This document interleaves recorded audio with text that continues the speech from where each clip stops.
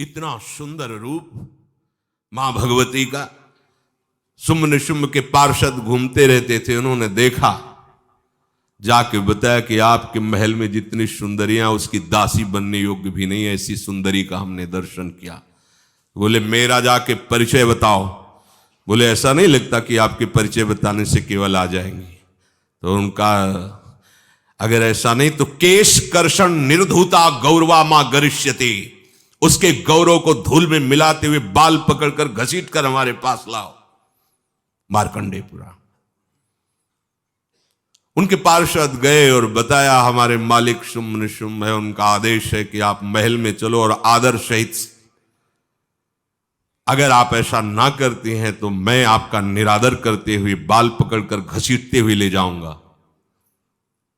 देवी जी ने मुस्कुरा दिया और कहा अपने मालिक से कह दो जाकर के कि हम उसी की आज्ञा पालन करती है जो हम पर युद्ध में विजय प्राप्त कर ले। वो जाके बोले हाँ वो तो मतवाले, त्रिभुवन में कोई जोड़ ही नहीं था। आए और उद्दंडता पूर्वक वचन बोलने लगे। माता जी ने कहा बस तब तक बोल ले जब तक मैं मधु का पान कर रही हूं, बस ये पान करते ही तेरी जीवन लीला समाप्त हो जाएगी। ऐसा ही हुआ। जो ही पान करके सिंह पर सवार होकर गर्जना की, सारा का सारा अहंकार धूल दूषित हो गया, काट के फेंक दिया। ऐसी अनंत अमित दुर्गाओं जैसी सामर्थ्य हमारे प्रभु श्री हरि में, अमित दुर्गाओं जैसी, क्योंकि अनंत शक्तियों के स्वामी हैं। उनकी लीला में क्यों में हो? अरे वो जब करुणा करते हैं, अपनी महिमा से उतरते हैं, तो भक्त जब ऐसे कर देता है तो डरप जाते हैं। माधोदास बाबा ने कहा नहीं चलना तुम्हें ब्रज में, हम तुम्हारी कहां तक सेवा देखेंगे, तुम्हें बाल भोग राजभोग। बाबा जी हैं, कभी मिला कभी यहीं रहो। वो बाबा आपके बिना नहीं रह सकते। दोबारा बोल नहीं पाए जगन्नाथ। ये सुन करके हृदय बलिहार होता है। ओ ऐसे सामर्थ्यशाली प्रभु अपने भक्त के प्रेम प्रणय पर भी कितना डरते हैं। ये भक्त नाच पड़ता है। ये कुतर्क की, संशय की वृत्ति यहां प्रवेश नहीं करती। दुर्गा कोटि अमित अरिमर्दन, अमित गिनती नहीं ऐसी अनंत दुर्गाओं जैसी शक्ति हमारे प्रभु में विराजमान है।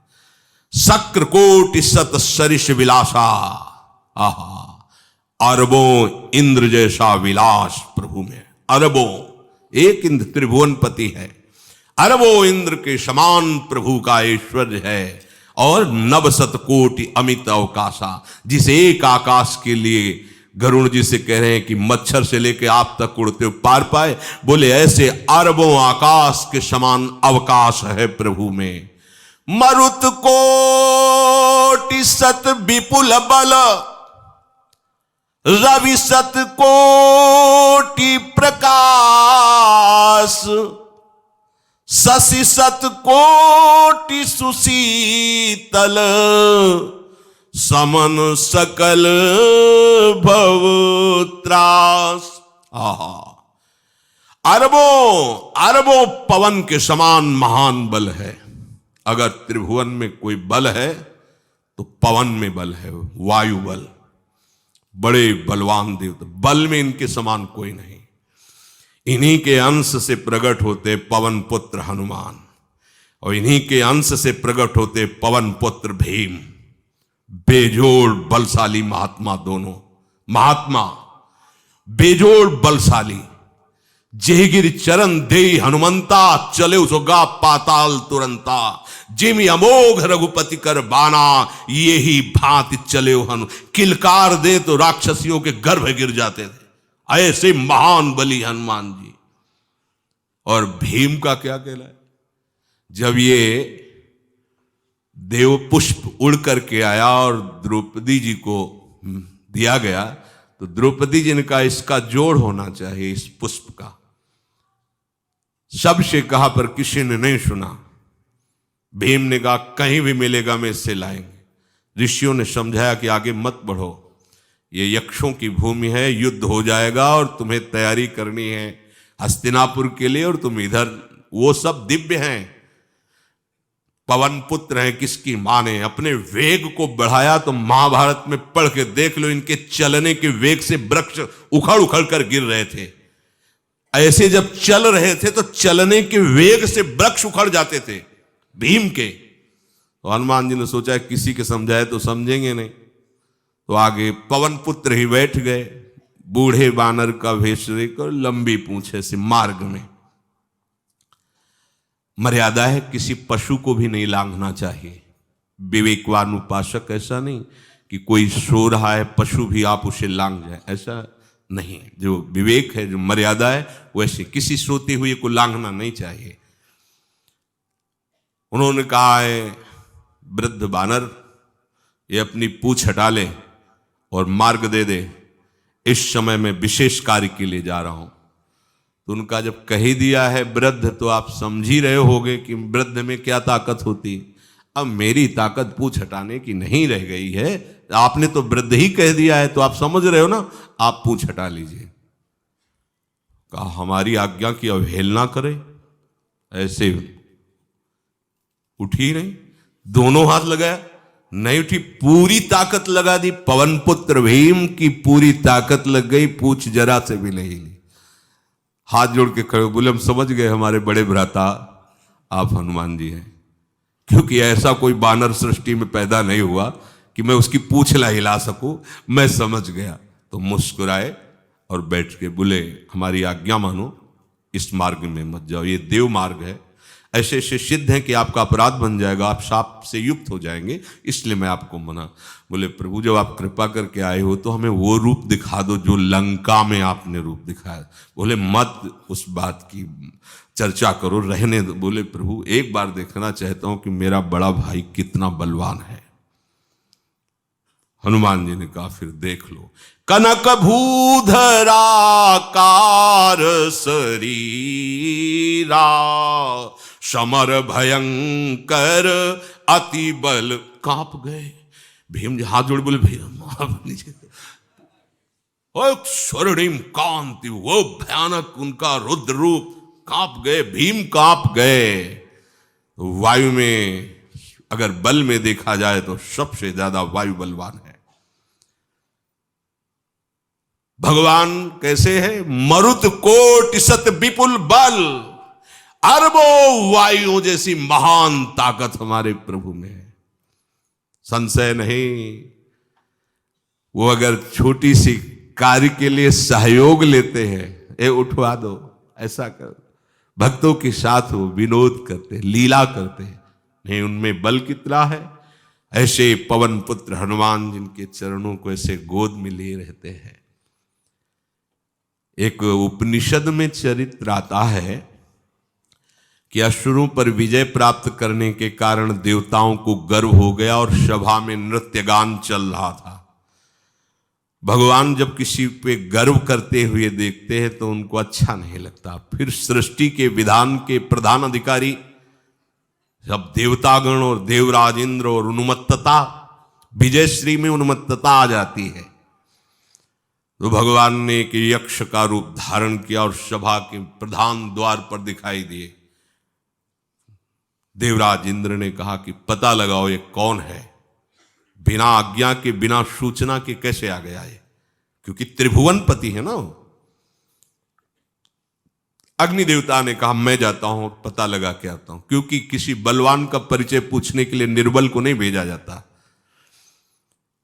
अग्निदेव गए और कहा आप अपना परिचय दीजिए, कौन हो और यहां कैसे आए हो।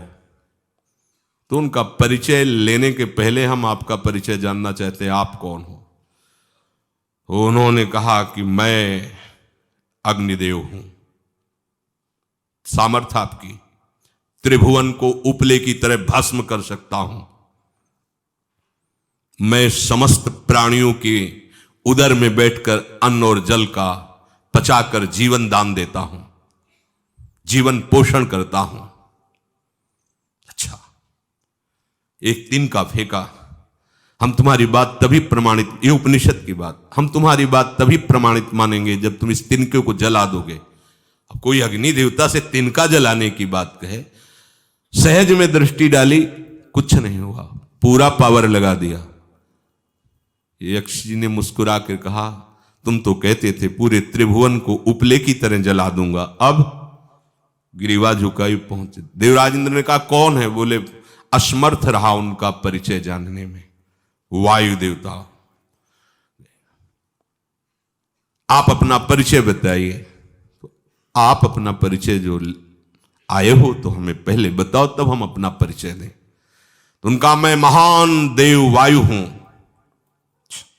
बल आपका, संपूर्ण जीवों का जीवन हूं।